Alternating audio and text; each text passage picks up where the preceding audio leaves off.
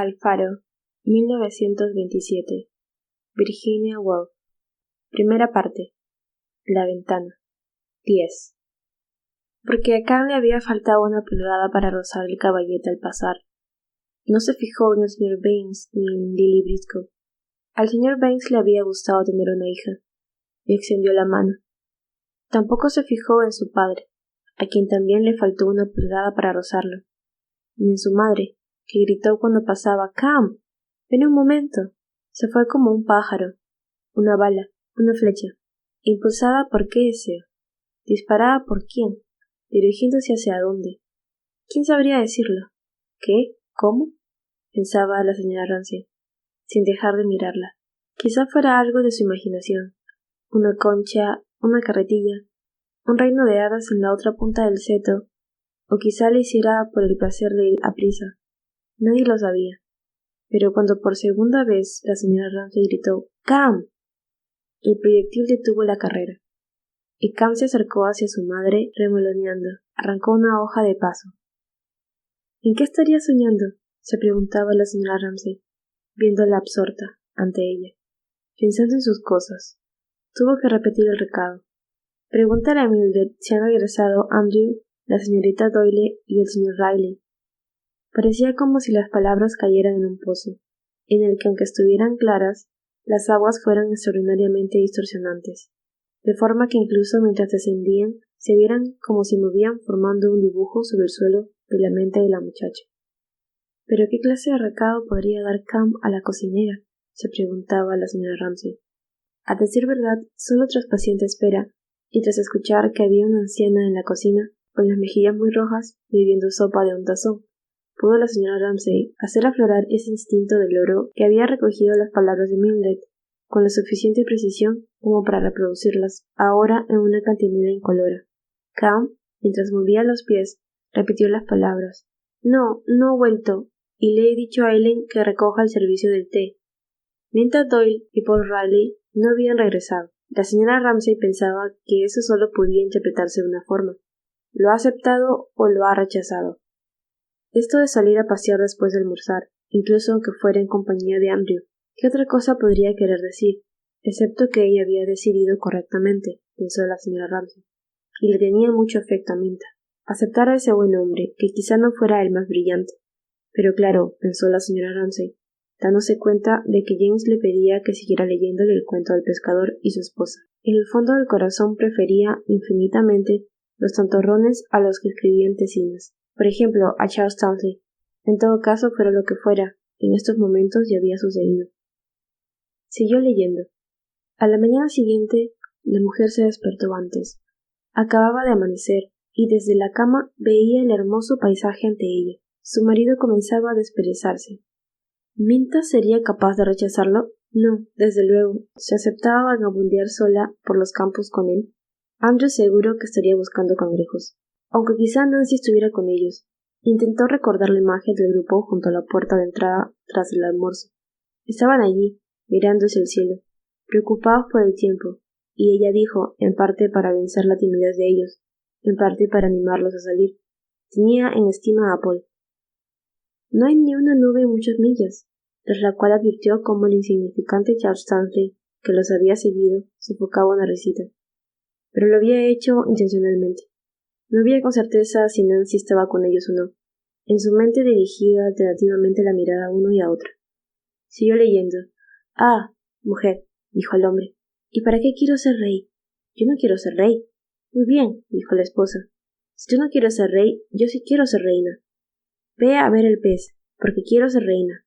«Entra o sal, Cam», le dijo, sabiendo que Cam se había quedado atrapada por la palabra pez, y que dentro de poco estaría importunando a James y discutiendo con él. Cam echó a correr. La señora Ramsay siguió leyendo, aliviada, porque James y ella compartían los mismos gustos, y se sentían a gusto juntos. Y cuando llegó al mar, estaba de color gris oscuro. De lo más profundo del agua subía un olor a putrefacción.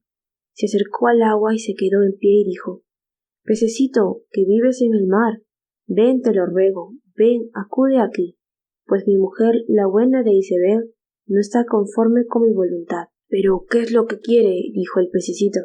«Ahora, ¿dónde estarían?», se preguntaba la señora Ramsay. que se entretenía fácilmente con sus pensamientos mientras leía, porque el cuento del pescador y su esposa eran como el bajo que acompañaba una canción, que de vez en cuando, de forma inesperada, se convertía en la propia melodía. ¿Cuándo habría de decírselo a ella? Si no hubiera pasado, tendría que hablar muy en serio con Minta, porque no podía dedicarse a vagabundear por el campo, aunque Nancy estuviera con ellos. Intentó de nuevo sin éxito visualizar las espaldas de los que iban por el camino para contarlas. Era responsable ante los padres de Minta, el búho y la badila. Le vinieron a la mente los motes mientras leía. El búho y la badilla, a decir verdad, se sentirían muy ofendidos si les contara, y seguro que se lo contarían, que a Minta cuando estuvo con los Ramsay la habían visto, etcétera, etcétera, etcétera. Él llevaba peluca en la Cámara de los Comunes, y ella le ayudaba muy bien en las recepciones. Repitió esto, pescándolo del fondo de los recuerdos, y en una ocasión en que al regresar de una fiesta había dicho eso para divertir a su marido. Vaya, vaya, dijo la señora Ramsay. ¿Cómo es que esa pareja había tenido una hija tan incongruente como esta? ¿Esta marimacho de Minta que llevaba agujeros en las medias? ¿Cómo lograba vivir en aquella atmósfera portentosa en la que la doncella cambiaba la arena que había desperdiciado el oro? Y la conversación se ceñía de forma estricta a los méritos.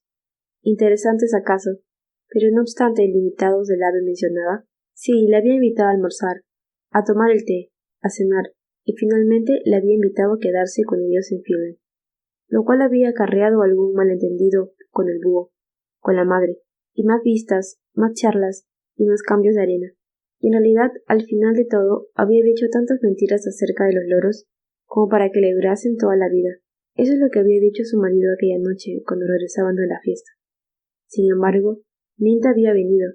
Sí, había venido, pensó la señora Ramsay, sospechando que había alguna espina en la madeja de estos pensamientos. Y al desenredarla se encontró con que era ésta. Una mujer la había acusado en una ocasión de robarle el afecto de su hija. Alguna palabra de la señora Doyle le había hecho recordar esa acusación. El deseo de dominar, el deseo de intervenir, de hacer que la gente cumpliera su voluntad. Esa era la acusación que le hacían, y ella pensaba que era muy injusta. ¿Cómo impedir ser así para los demás? No podían acusarla de querer impresionar a nadie. Incluso ella misma se avergonzaba a veces de lo descuidada que iba. Tampoco era dominante ni tiránica. Era más cierto si se referían a su actitud respecto de los hospitales, el alcantarillado, la lechería. Sobre asuntos como esos sí que se mostraba apasionada, y le habría gustado, si hubiera podido, coger a la gente del cuello y obligarlos a ver las cosas. No había un hospital en toda la isla. Eso sí que era una desdicha. La leche que te dejaban en la puerta en Londres estaba de color pardo a causa de la sociedad. Debería prohibirlo la ley. Una granja modelo y un hospital aquí. Esas dos cosas sí que le habrían gustado poder hacerlas ella. ¿Pero cómo? ¿Con todos los niños a su cuidado? Cuando fueran mayores quizá entonces tuviera tiempo, cuando estuviesen todos en el colegio. Ah, pero no quería que James ni Cam tuvieran ni un solo día más.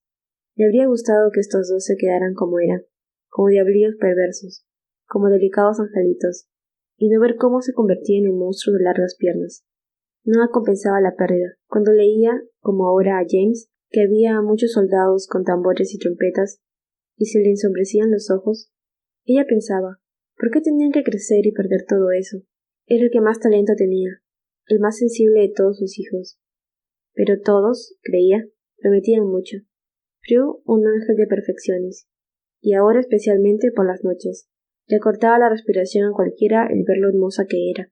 Andrew, hasta su marido admitía que el talento que tenía para las matemáticas era poco común. Nancy y Roger eran niños salvajes, que pasaban todo el día corriendo por los campos.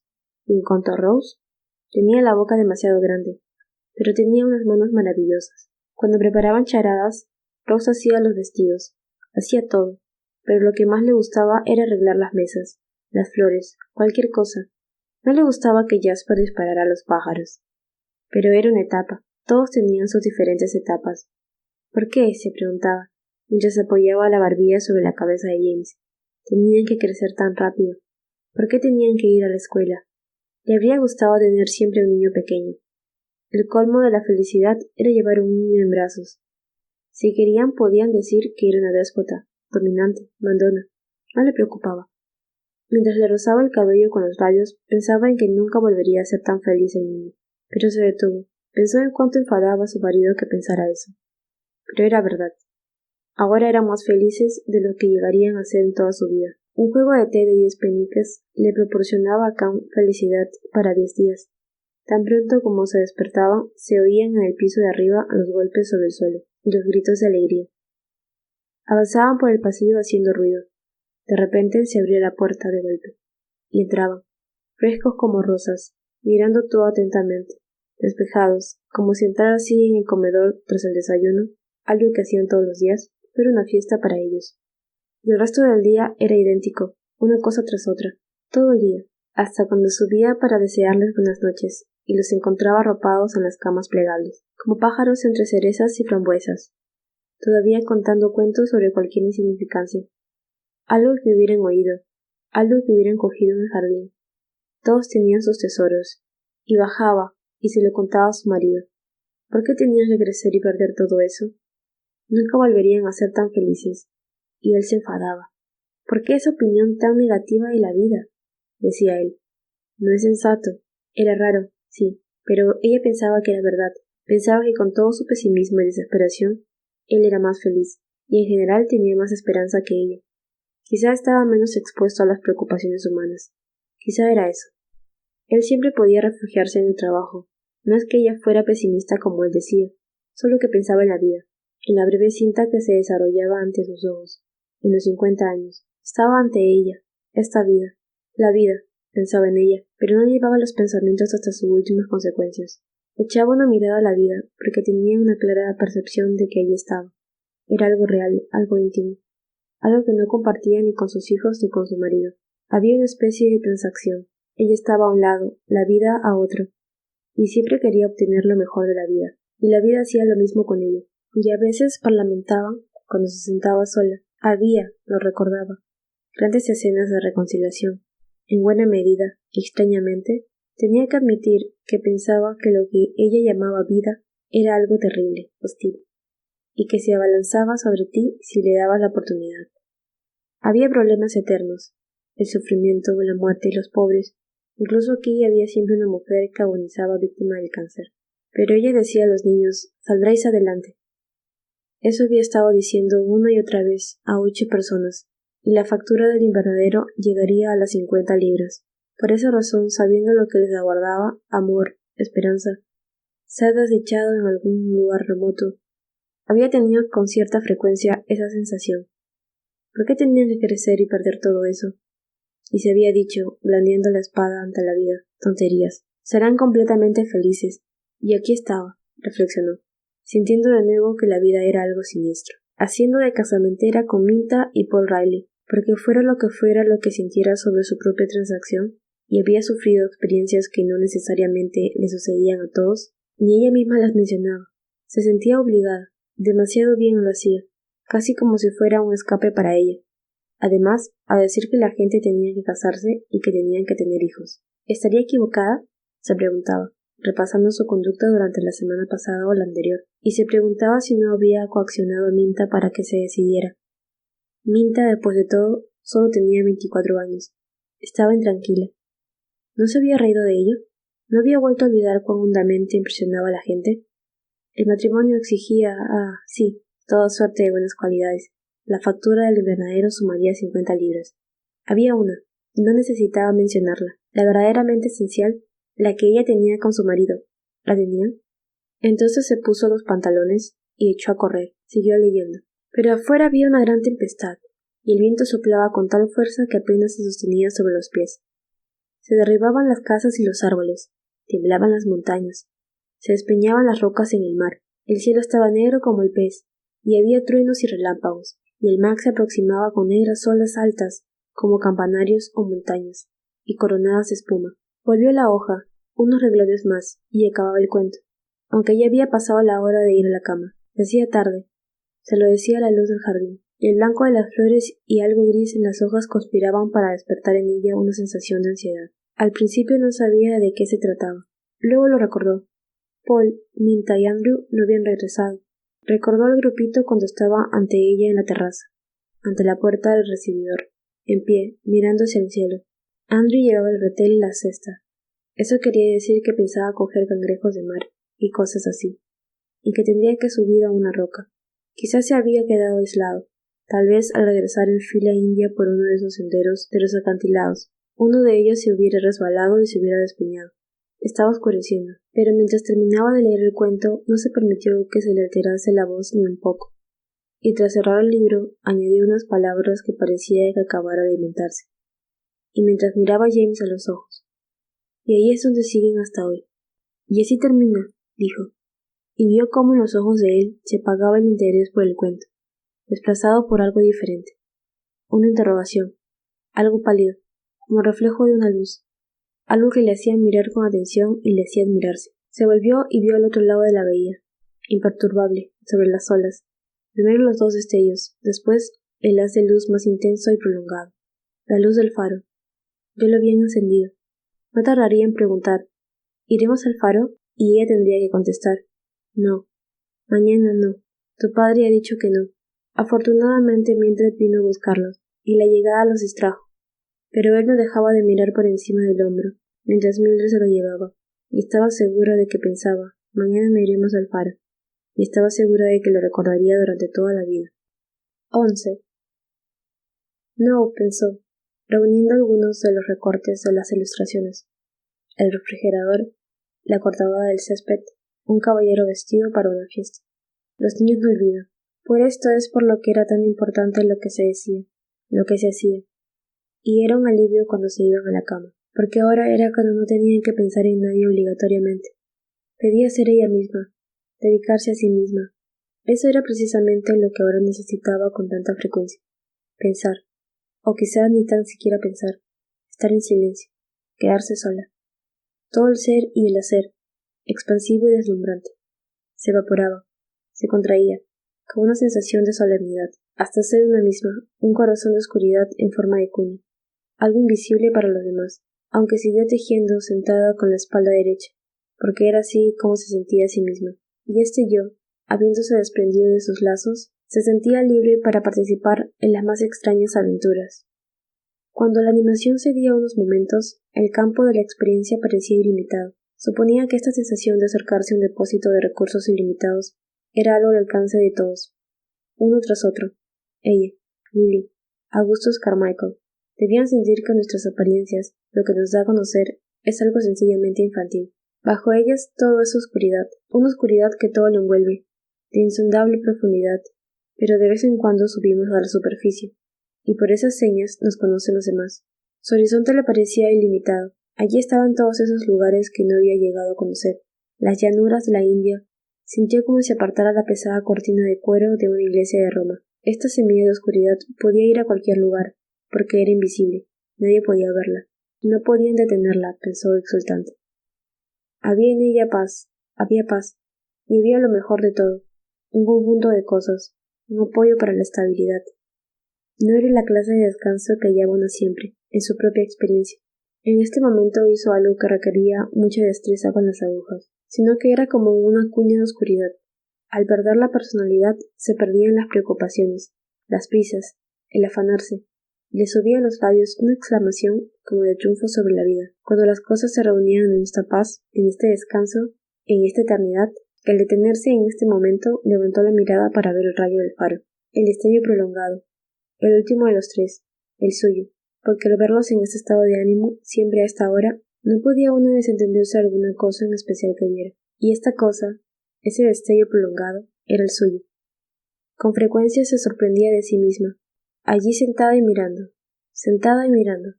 con la labor entre las manos, hasta que se convertía en aquello que miraba, aquella luz, por ejemplo, y podía recoger alguna frasecilla u otra que hubiera permanecido de aquella forma en su mente. Los niños no olvidan, que repetía una vez tras otra, y en la que comenzaba a agregar, terminará, así será. Cuando de repente añadió, estamos en manos del Señor, pero al momento se sintió molesta consigo misma por decir eso. ¿Quién lo había dicho? No ella. Había caído en la trampa de decir algo que no quería decir. Levantó los ojos de la labor, y vio el tercer destello, y le pareció como si sus ojos reflejaran sus propios ojos, buscando como solo ella sabía hacer en su propia mente y en su corazón, colgando su vida de esa mentira, de todas las mentiras. Se alabó a sí misma al alabar aquella luz, sin vanidad, porque era inflexible, era perspicaz, Era hermosa como aquella luz. Era raro, pensaba. ¿Cómo? Cuando se quedaba sola, tendía a favorecer las cosas inanimadas, los árboles, los arroyos, las flores. Creía que la expresaban a una y en cierto sentido eran una misma. Sentía una ternura irracional. Seguía con la mirada fija en aquel destello prolongado, como por ella misma. Aparecía y se quedaba con las agujas quietas, y brotaba en el suelo de la mente, en la laguna del propio ser, una niebla, una novia al encuentro de su amante. ¿Qué le había hecho decir eso de estamos en manos del Señor? Se preguntaba. La insinceridad que se deslizaba en medio de las verdades la molestaba, la irritaba. Volvió a la labor. ¿Cómo podría cualquier señor haber hecho un mundo como este? Se preguntaba. Mentalmente siempre había sido muy consciente de que no hay razón, orden ni justicia, sino sufrimiento, muerte y pobreza. No había traición lo suficientemente abyecta que no se hubiera cometido en el mundo. Lo sabía. La felicidad no duraba. Lo sabía. Tejía con deliberada compostura, apretando los labios levemente, sin darse cuenta de ello. Tan fijas y regulares eran las arrugas de la cara por ese hábito de inflexibilidad, que cuando pasó su marido ante ella, riéndose para sí al recordar a Hume, el filósofo, que había engordado tanto que se había caído a un charco y no podía salir, no dejó de darse cuenta al pasar de la severidad que había en el fondo de aquella belleza. Eso lo entristecía a él, y lo remota que era lo afligía, y advertía al pasar que no podía protegerla, y cuando llegaba al seto ya estaba triste. No podía hacer nada para ayudarla. Debía quedarse cerca y vigilarla. A decir verdad, la maldita verdad es que la presencia de él hacía que las cosas fueran peor para ella. Era irascible, era susceptible. Se había enfadado con lo del faro. Miraba hacia el seto, lo intrincado que era, lo oscuro que era. Siempre, pensaba la señora Ramsay, podía uno por sí sola salir, con renuencia de la soledad, agarrándose a cualquier cosa, a algún sonido, a alguna imagen. Escuchaba, pero todo estaba callado. Había terminado el cricket. Los niños estaban bañándose. Solo se oía el rumor de la mar. Dejó de tejer. Durante un momento se quedó colgando de sus manos el calcetín de color castaño rojizo. Volvió a ver la luz, con una punta de ironía en la interrogativa mirada, porque cuando uno estaba bien despierta, las cosas cambiaban. Dirigió los ojos hacia la luz sin piedad, sin remordimiento, que era en buena medida ella misma, pero a la vez era tan poca ella misma que la tenía a su capricho. Se despertaba por las noches y se erguía en la cama, y veía cómo barría el suelo, pero con todo pensaba, mirando fascinada, hipnotizada, como si la luz palpara con dedos de plata algún vaso oculto de su mente cuya explosión la inundase de satisfacción y placer. Había conocido la felicidad, una felicidad exquisita, una felicidad intensa, y ahora argentaba la luz las airadas olas con un brillo algo más intenso. Al declinar la luz diurna y el azul desaparecía de la mar, y se desplegaba ésta en olas de color limón, que crecían y rompían en la playa, y el éxtasis estallaban en sus ojos. Olas de puro deleite recoman el suelo de su mente, y se decía, basta, basta. Se volvió y la vio. Ah, era un encanto, era más encantadora de lo que hubiera imaginado, pero no podía hablar con ella, no podía interrumpirla. Tenía urgentes deseos de hablar con ella, ahora que James se había ido, y cuando por fin se había quedado sola. Pero tomó una decisión. No quería interrumpir su soledad. Estaba remotamente lejos de él ahora, con su belleza, su tristeza. La dejaría en paz, y pasó junto a ella sin decir una palabra, aunque le hirió el ver que ella estaba tan lejos, que no podía llegar a ella, que no podía hacer nada para ayudarla. Habría vuelto a pasar junto a ella sin decir una palabra si ella en ese mismo momento no le hubiera dado a él su propia voluntad, lo que sabía que él nunca pediría. Lo llamó. Cogió el chal verde del marco del cuadro, se fue con él, porque ella lo sabía. Quería protegerla. 12. Se cubrió los hombros con el chal verde. Le dio el brazo. Era tan hermoso, dijo ella, hablando de Kennedy, el jardinero. Era tan guapo que no podía despedirlo. Había una escalera apoyada contra el invernadero, y había saquitos de cemento por todas partes, porque estaban comenzando a reparar el invernadero. Sí, pero mientras ella paseaba con su marido, sabía que ya había una nueva fuente de inquietudes. Estuvo a punto de decir mientras paseaba, nos costará 50 libras, pero no se atrevió a hablar de dinero, y se dedicó a hablar de los pájaros que mataba Jasper. y él le dijo, para calmarla inmediatamente, que era normal en un muchacho, y que estaba seguro de que no tardaría mucho tiempo en hallar mejores formas de diversión.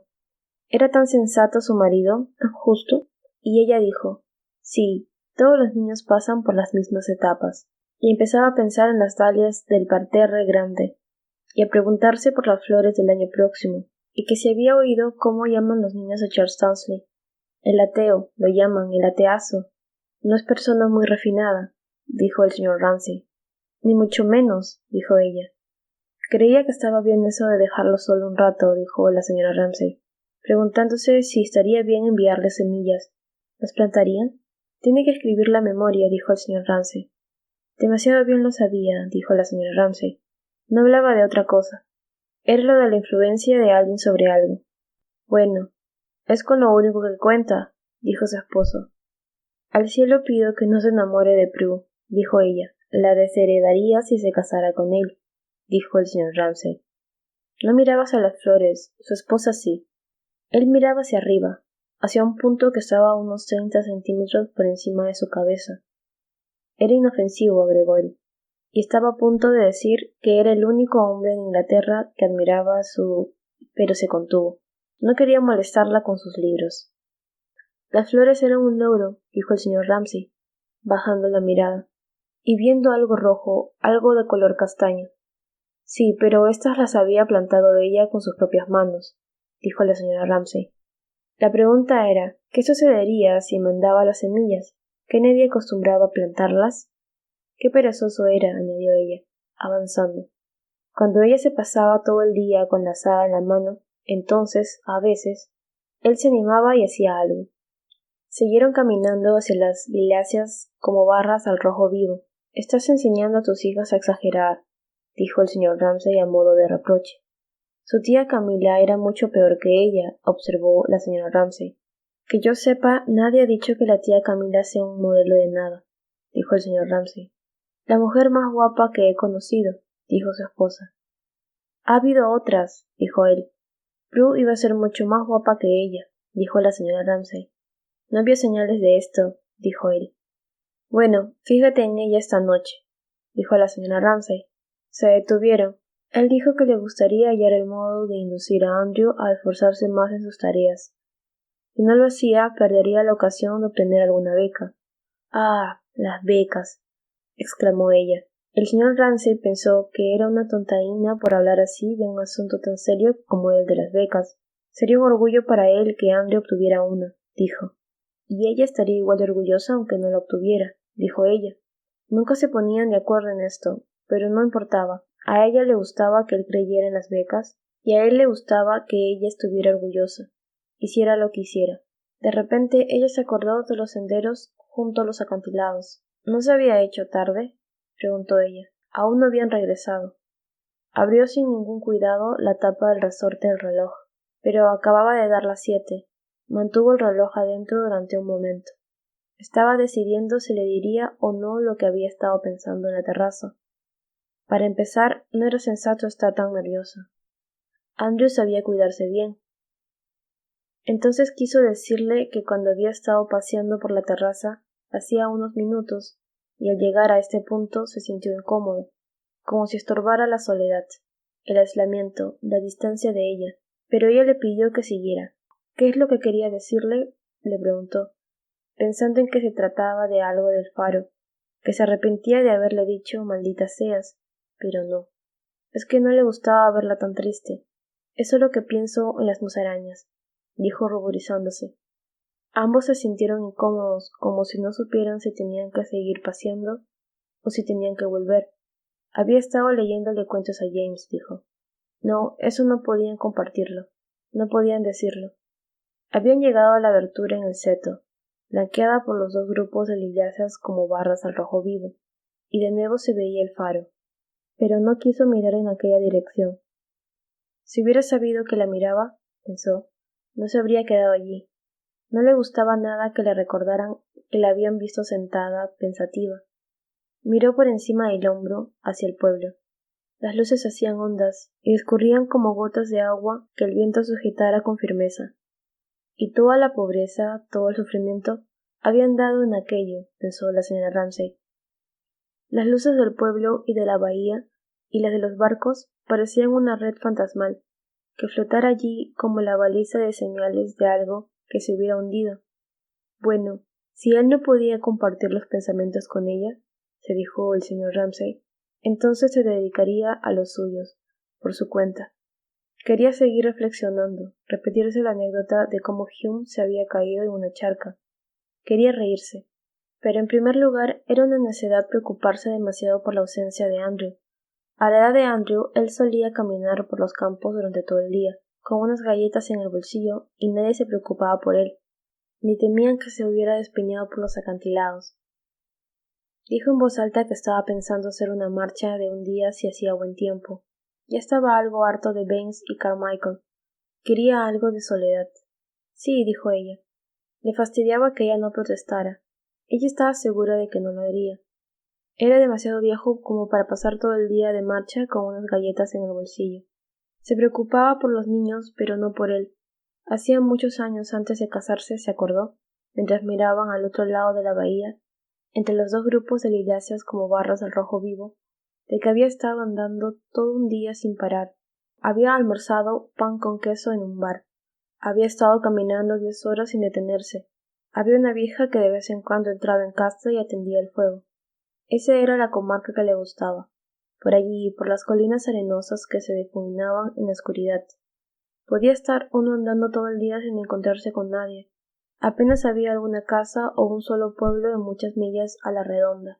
Podía cualquiera expulsar, en completa soledad, las preocupaciones a fuerza de pensar en ellas. Había pequeñas enseñanzas a las que no había llegado nadie desde el principio de los tiempos. Las focas se sentaban y se te quedaban mirando. A veces pensaba en una casita por allí perdida, solo. Se separó con un bostezo. No tenía ningún derecho. Tenía 8 hijos, recordó. Había sido un animal, un bruto, si deseara cambiar algo. Andrew sería mejor de lo que había sido él. Prue sería una mujer muy hermosa, según su madre. Apenas un momento podrían detener la marea que subía. No había estado nada mal lo de los 8 hijos. Demostraban que después de todo no maldecía todo el desdichado y triste universo, porque en una tarde como esta, al ver cómo la tierra se difuminaba en el horizonte, la islita parecía ridículamente pequeña, medio sepultada por el mar. Triste lugar, murmuró suspirando. Lo oyó. Él decía siempre cosas muy melancólicas, pero ella se daba cuenta de que en cuanto las había dicho parecía más contento que de costumbre. Ella creía que todo esto de decir frases rotundas era un jueguecito, porque si ella hubiera dicho la mitad de las cosas que decía él, a estas horas le habría estallado la cabeza. Le fastidiaba esto de las frases, y de la forma más natural posible le dijo que hacía una tarde espléndida, y que no se quejara. Le dijo, medio riéndose, medio quejándose, porque intuía en qué estaba pensando. Habría escrito mejores libros si no se hubiera casado. No se quejaba, dijo. Ella sabía que no se quejaba. Sabía que no tenía de qué quejarse. Le cogió la mano, se la llevó a los labios con tal pasión que hizo que a ella se le llenaran los ojos de lágrimas, y de repente la soltó. Dieron la espalda a la vista. Comenzaron a subir, cogidos del brazo, por el camino donde crecían unas plantas, en forma de lanza, de color verde plateado. El brazo era casi como el de un joven, pensaba la señora Ramsay, flaco y duro, y pensó complacida en lo fuerte que era todavía, aunque tenía más de 70 años. Qué indómito y optimista, y lo extraño que era que, sabiendo lo horroroso que era todo, no parecía estar muy deprimido, sino, al contrario, alegre. ¿No era raro?, se dijo. A decir verdad, a veces le parecía que era diferente al resto de la gente, ciego, sordo y mudo ante los acontecimientos triviales, pero con una vista de águila para las cosas extraordinarias. Su capacidad de comprensión a veces la asombraba, pero ¿advertía la presencia de las flores? No. ¿La del paisaje? No. ¿Advertía siquiera la belleza de su hija, o si estaba comiendo embutidos o un asado? Se sentaba a la mesa con ellos como si fuera un personaje de un sueño, y se temía ella, esa costumbre de hablar en voz alta o de recitar poesía se le acentuaba cada vez más, porque a veces era un tanto preocupante. Best and brightest, come away. A la pobrecita señorita Giddings cuando aparecía gritándole cosas como esta, casi se le salía el corazón del pecho por el susto. Pero al momento la señora Ramsay se ponía de su parte contra todas las estúpidas Giddings del mundo. Entonces, haciendo una leve presión en el brazo de él, le hizo saber que subían la cuesta demasiado prisa para ella, y que quería detenerse para ver si las toperas de la orilla eran nuevas. Entonces, al agacharse a mirar, pensó que una mente como la de él a la fuerza tenía que ser diferente de las nuestras. Todos los grandes hombres que ella había conocido, pensó, tras concluir que debía de haber dentro un conejo, eran iguales. Y estaba bien que los jóvenes, aunque la atmósfera de las clases estaban muy cargadas y le deprimía hasta lo insoportable, sencillamente se acercaban a escucharle. Pero si no se cazaban los conejos, ¿cómo impedir que proliferaran? Se preguntó. Podría ser un conejo, podría ser un topo. Alguna alimaña le destruía las hierbas de asno. Al levantar la mirada vio sobre los delgados árboles la primera estrella, y quiso que su marido la viera también, porque ver una estrella le proporcionaba un gran placer, pero se contuvo. Él nunca miraba las cosas. Si hubiera mirado, lo único que se le habría ocurrido decir sería «Pobrecito mundo», y habría suspirado. En aquel momento dijo «Muy bonitas», para complacerla, y fingió que admiraba las flores.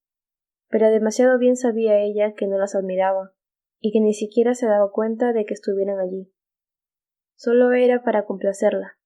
Ah, pero ¿no era Lily Briscoe la que paseaba con William Banks? Dirigió sus ojos de miope hacia la pareja que se perdía a lo lejos. Sí, era ella. ¿No significaba eso que iban a casarse? Sí, seguro que sí. ¡Qué idea tan buena! Tenían que casarse. 13. Conocía Ámsterdam, decía el señor Banks, mientras caminaba por el jardín en compañía de Lily Briscoe. Había estado viendo los Rembrandts. Conocía Madrid. Desdichadamente era Viernes Santo, y el Prado estaba cerrado. También había estado en Roma. ¿Conocía Roma la señorita Briscoe? Ah, pues tenía que. Sería una experiencia maravillosa para ella. La Capilla Sixtina, Miguel Ángel, la Giotto de Padua. Su mujer había estado muy delicada de salud durante muchos años, de forma que no habían tenido ocasión de ver muchas cosas. Ella conocía Bruselas, París, pero aquí estuvo solo en una visita muy rápida, para ver a una tía enferma. Conocía Dresde. Había montañas de cuadros que no había podido ver. Sin embargo, Lily Briscoe reflexionó. ¿Acaso era mejor no ver los cuadros? Le hacían sentirse irremisiblemente descontenta con su propia obra. El señor Banks pensaba que ese punto de vista podía llevarse quizás demasiado lejos. No todos podemos ser Tiziano o Darwin, dijo. Y además, creía que los Darwin y los Tizianos existían porque había personas sencillas como nosotros. A Lily le habría gustado decir algo amable sobre él.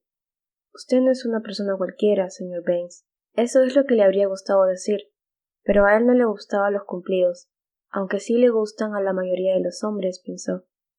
Y se sintió un poco avergonzada de esa idea, mientras que le escuchaba decir que acaso esta idea era inaplicable al caso de la pintura. En cualquier caso, dijo Lily, desprendiéndose de su modesta insinceridad, ella nunca dejaría de pintar, porque le interesaba. Sí, dijo el señor Banks, estaba convencido de que seguiría. Al llegar al extremo del jardín, le preguntó si le costaba inspirarse para pintar en Londres. Luego, de vueltas, vieron a los Ramsay. Así que eso es el matrimonio, pensó Lily. Un hombre y una mujer que miran a una niña que arroja una pelota. Esto es lo que la señora Ramsay quería decirme el otro día, pensó, porque llevaba el chal de color verde. Estaban juntos mirando cómo Prue y Jasper se arrojaban la pelota. De repente, sin justificación aparente, como cuando alguien salía del metro o pulsaba el timbre de una puerta, descendía un significado sobre la gente y la convertía en simbólica, en representativa. Acababa de convertirlos ahí, en pie, en medio del crepúsculo absortos, en símbolos del matrimonio, marido y mujer. Luego, un momento después, ese perfil simbólico que había vuelto trascendentes las figuras reales, se desvaneció de nuevo, y volvieron a ser el señor y la señora Ramsay, que miraban cómo los niños se arrojaban la pelota. Pero todavía, durante un momento, aunque la señora Ramsay los saludó con la sonrisa de costumbre, «Ah, estará pensando que vamos a casarnos», pensó Lily, y dijo, «Esta noche he triunfado», con lo que quería decir que por una vez el señor Banks había aceptado una invitación a cenar. y que no saldría corriendo para ir a su alojamiento, donde su criado le cocinaba las verduras a su gusto. Todavía durante un momento hubo la sensación de que las cosas se habían desperdigado como en una explosión. Hubo como una conciencia del espacio, de responsabilidad. Mientras la pelota ascendía y la seguían hasta perderla, y veían la estrella solitaria y las ramas con sus atavíos, en medio de la luz declinante todos parecían más cortantes, más etéreos, y como si estuvieran separados por enormes distancias. Entonces, tras retroceder un buen trecho, parecía como si también la soledad se hubiera desvanecido. Prue corrió a toda prisa hacia ellos y cogió la pelota con gran destreza, con la mano izquierda, y su madre dijo: ¿No han regresado todavía? Lo cual rompió el encantamiento. El señor Ramsay se sintió autorizado de reírse de Hume en voz alta, que se había caído a una charca de la que no podía salir, y de donde lo había rescatado una anciana con la condición de que dijera un Padre Nuestro.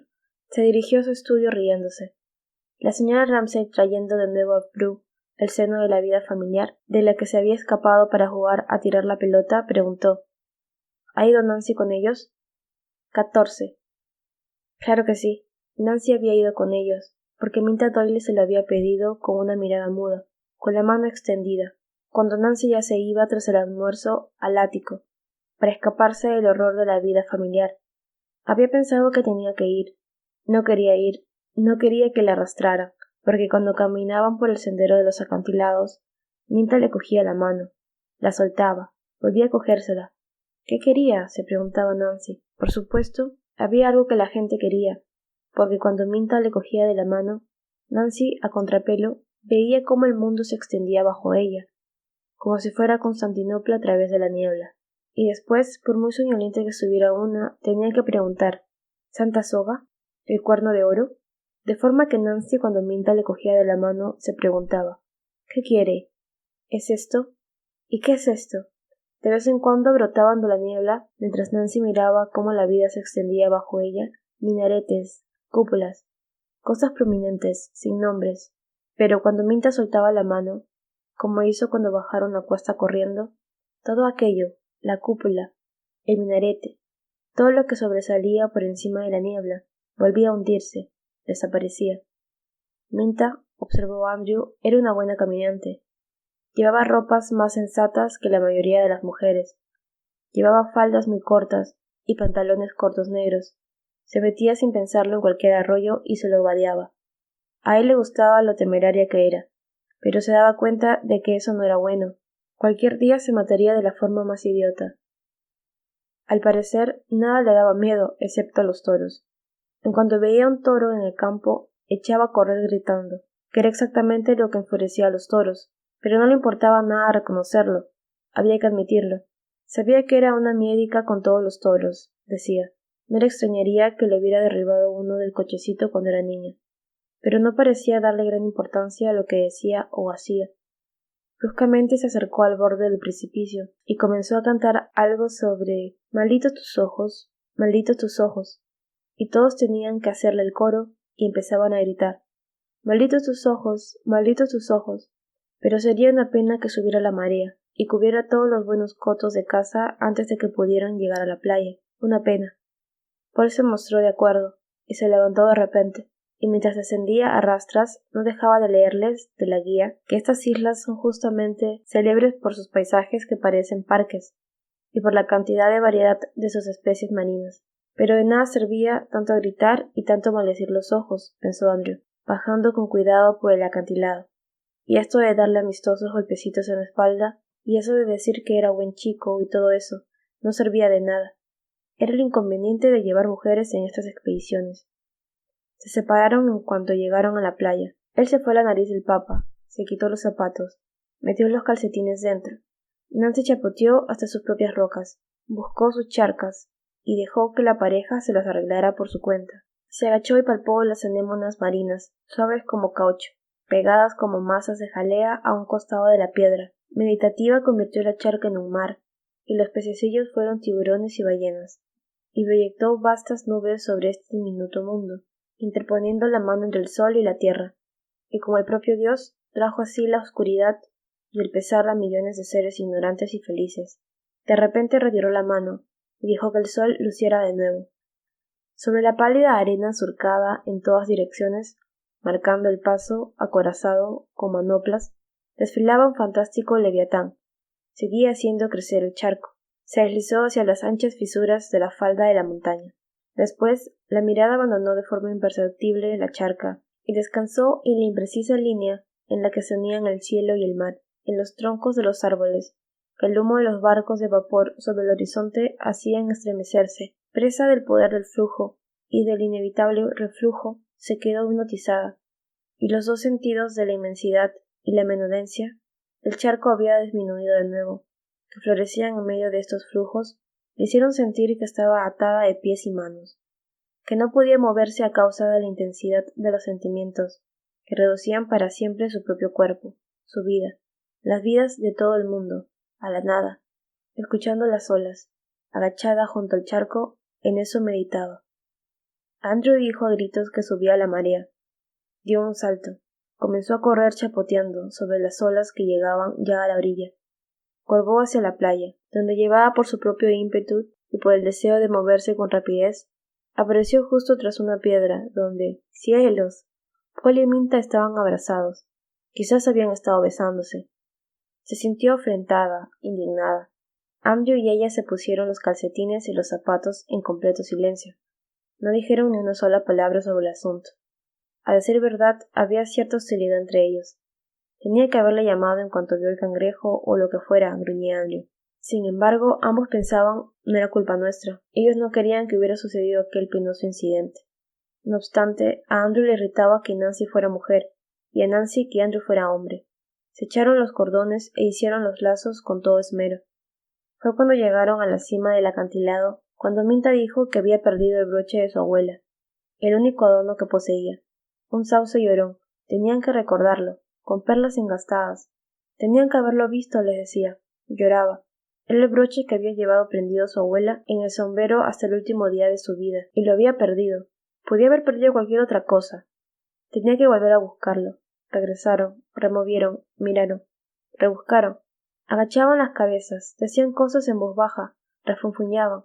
Paul Riley buscaba como loco por la piedra en la que habían estado sentados. Todo este ajetreo por el broche no serviría de nada, pensaba Andrew, cuando Paul le dijo: busca entre estos dos puntos. La marea subía a prisa. Pronto el mar ocultaría el lugar en el que habían estado sentados. No tenían ni la más remota posibilidad de hallarlo. ¿Nos quedaremos aislados?, gritó Minta aterrorizada, como si hubiera peligro de que eso sucediera. Era como los toros. No controlaba sus emociones, pensó Andrew. Las mujeres no podían. El infeliz Paul intentó calmarla. Los hombres, Andrew y Paul, se sintieron de repente varoniles, diferentes de lo que normalmente eran. Consideraron el asunto con brevedad y decidieron dejar plantado el bastón de Paul donde había estado sentados, para señalar el lugar y para volver al día siguiente, con la marea baja. Nada podía hacerse ahora. Si el broche estaba ahí, ahí seguiría, al día siguiente, le dijeron para calmarla. Pero Minta no dejó de sollozar mientras ascendía de nuevo hasta la cinta del acantilado. Era el broche de su abuela. No le habría importado nada perder cualquier otra cosa. Pero aunque de verdad le importaba haberlo perdido, en el fondo no lloraba solo por el broche. Había algo más.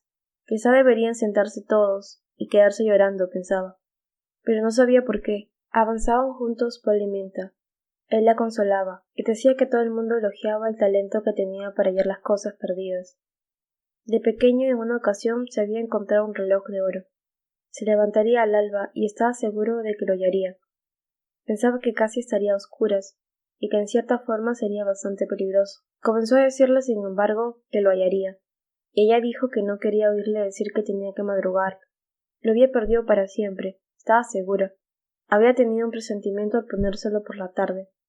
Él, sin decir nada, tomó la decisión de levantarse al alba, cuando todavía estuvieran todos dormidos. Si no lo encontraba, iría a Edimburgo, para comprar uno nuevo, pero más bonito. Ya le demostraría de lo que era capaz. Al bajar la cuesta, al ver las luces del pueblo encenderse una tras otra, le parecían que eran como cosas que iban a sucederle. Casarse, tener hijos, una casa. Luego, al llegar al camino principal, al que protegían unos arbustos muy altos, pensaba en que se retirarían juntos a algún lugar tranquilo. Se dedicarían a pasear. Él la guiaría siempre y ella se apretaría a él, como hacía en este momento. Al cambiar de dirección en el cruce, pensó en qué experiencia tan asombrosa había sido, y en que debía contárselo a alguien, a la señora Ramsay, por supuesto, porque se quedó sin aliento al considerar lo que había pasado, lo que había hecho, con gran diferencia a lo de pedir a Minta que se casara con él. Había sido el peor momento de su vida. Iría directo a contárselo a la señora Ramsay, porque pensaba que había sido ella quien en cierta forma lo había obligado a hacerlo. Le había hecho creer que podía hacer lo que se propusiera. Nadie más lo tomaba en serio, pero ella le había hecho creer que podía hacer lo que quisiera. Había advertido que hoy había estado mirándolo constantemente. Lo había seguido con la vista a todas partes, sin decir una sola palabra, como si estuviera diciéndole: sí, puedes, tengo confianza en ti, seguro que te decidirás. Eso es lo que le había hecho sentir, y en cuanto regresaran, buscaba las luces de la casa sobre la bahía, iría a verla y le diría: lo he hecho, señora Ramsay. Gracias a usted. Al entrar en la calleja que llevaba a la casa, vio luces que se movían allí, en las ventanas del piso de arriba. Seguro que se había hecho muy tarde, demasiado. Seguro que estaban a punto de cenar. La casa estaba completamente iluminada, y las luces, cuando habían anochecido, proporcionaban a sus ojos una sensación de plenitud, y se dijo de forma infantil mientras llegaba a la casa: luces, luces, luces. Al llegar a la casa se repetía como hipnotizado: luces, luces, luces, sin dejar de mirar a todas partes con cara de haber tomado una decisión. Pero cielos, se dijo, llevándose la mano a la corbata, no debo dar la impresión de que soy tonto. 15. Sí, dijo Prue, de esa forma suya tan reflexiva, respondiendo a la pregunta de su madre. Creo que Nancy ha ido con ellos. 16. Bien, entonces Nancy sí que había ido con ellos, pensó la señora Ramsay, preguntándose mientras dejaba el cepillo, cogía el peine y decía: adelante, al oír que llamaban a la puerta. Entraron Jasper y Rose. Si el hecho de que Nancy también hubiera ido hacía más probable o menos probable que hubiera sucedido algo, era menos probable, en cierta forma, una forma muy irracional. La señora Ramsay había llegado a una conclusión. Además, seguro que no era nada probable que hubiera habido un holocausto en esa magnitud. No podían haberse ahogado todos a la vez. De nuevo se sintió sola ante su eterna antagonista, la vida. Jasper y Rose dijeron que Mildred quería saber si tenía que esperar para servir la cena. Ni por la reina de Inglaterra, dijo la señora Ramsay con vehemencia. Y por la emperatriz de México, añadió riéndose de Jasper, porque Jasper compartía ese defecto de su madre, la tendencia a la exageración. Si Rose quería, dijo mientras Jasper llevaba el recado, podía elegirle las joyas. Cuando invita una a 15 personas a cenar, no se le puede hacer esperar de forma indefinida. Empezaba a sentirse molesta por la tardanza. Demostraba muy poca consideración por parte de ellos, y además de estar preocupada por ellos, le molestaba que fuera precisamente esta noche, cuando llegaran tarde, porque deseaba que la cena de esta noche fuera especialmente agradable, porque había conseguido que William Banks aceptara por fin una invitación a cenar con ellos, e iban a comer la obra maestra de Mildred, estofado de ternera. Todo dependía de que las cosas se hicieran en su justo punto. El buey, el laurel, el vino, todo tenía que echarse en un momento preciso. No se podía esperar. Y era esta noche, con todas las noches que había en el año, la que habían elegido para salir, para volver tarde, y había que sacar las cosas, mantener caliente la comida. El estofado de ternera se estropearía. Jasper le ofreció un collar de ópalos, Rose uno de oro. ¿Cuál iría mejor al vestido negro? ¿Cuál? Dijo la señora Ramsay mirando distraída hacia el cuello y hombros, pero evitando la cara, en el espejo. Entonces, mientras los niños se enredaban con las cosas, vio por la ventana una cosa que siempre le divertía, unos grajos tomando la decisión de en qué árbol posarse. Parecían cambiar de intención sin cesar. Se elevaban de nuevo, porque según creía el grajo más viejo, el grajo padre, José lo llamaba, era un ave de carácter muy difícil y exigente. Era un pájaro viejo y de mala reputación. Tenía medio peladas las alas. Era como un anciano caballero con sombrero de copa a quien solía ver tocar la flauta a la puerta del bar. Mirad, decía riéndose. Se peleaban de verdad. María y José peleaban.